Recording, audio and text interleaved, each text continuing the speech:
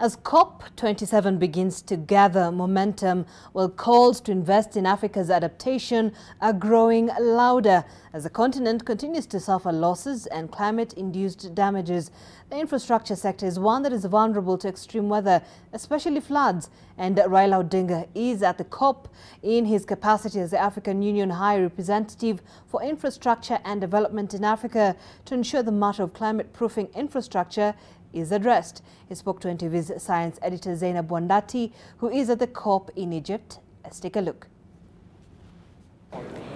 With the presidents now having left the COP27 site, work now begins, sleeves are rolled up and negotiations start to gather momentum.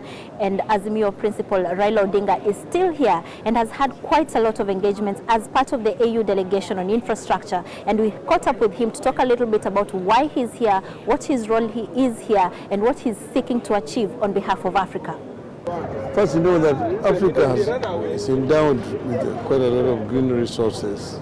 We have a lot of wind, we've got a lot of solar, sunshine around the continent, we've got geothermal, we've got natural gas on the continent. What remains is basically capital to be able to develop these resources for the benefit of our people, our economies.